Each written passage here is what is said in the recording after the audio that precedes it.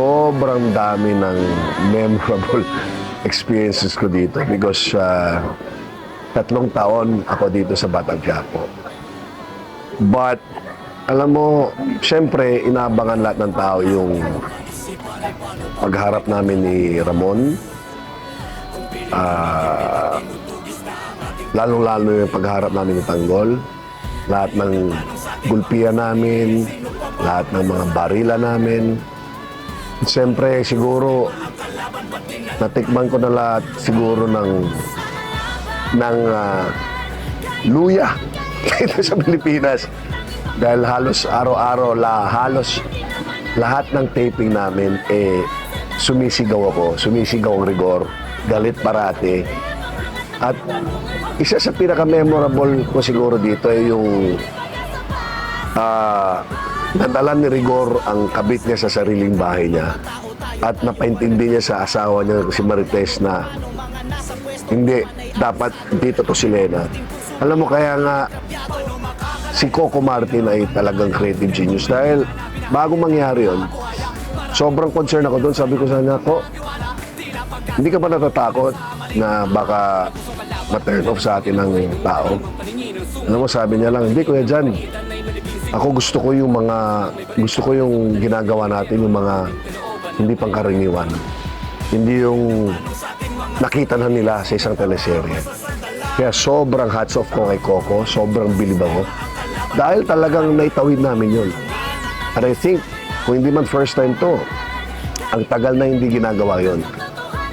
So, yun ang isa sa pinaka-memorable na experiences ko dito. Sa lahat ng staff, wala na akong nakitang kasing sipag na staff, kundi ang staff ng CCM Production. Kay Coco naman, oh my gosh, ang dami kong pwedeng sabihin, ang dami kong... Isang pambihirang tao si Coco Martin. Wala na akong nakitang kasing sipag kesa sa isang Coco Martin. Napakabait na tao, matulungin. Ang pinakamaganda kay Coco, hindi pa siya superstar dati. Hindi pa siya isang Coco Martin. Pero ngayon, kung ano man ang estado ngayon ni Coco Martin, mas naging humble pa po, mas mabait pa. Yan ang isang Coco Martin para sa akin. Alam nyo, alam ko sa puso ko na maraming nalulungkot. Actually, nung nag-announce si Coco na huling 3 linggo na lang, ang dami nag-message sa akin, mga kaibigan ko. Sabi mo, matatapos ng ang Batang Quiapo, nakakalungkot naman. Huwag kayong mag-alala. Dahil ang susunod naman dito sa Batang Quiapo, isang Coco Martin din. Plus, Julia Montes pa. Kaabang-abang po yan. Grabe po.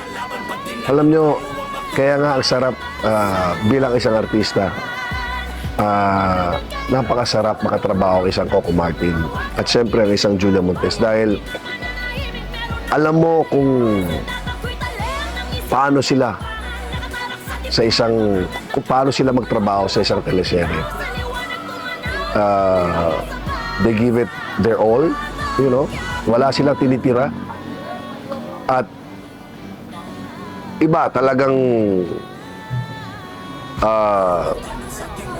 napakagaling, napakasipag. Wala ka nang hanapin pa. So sa mga tao na nalulungkot, huwag kayong mag-alala. May bagong teleserye si Coco Martin, kasama pa si Julia Montes. At yun lang, maraming salamat sa pagtangkilik nyo sa 3 taon ng Batang Quiapo na nasa telebisyon. Maraming salamat po. Magkikita-kita po tayo ulit.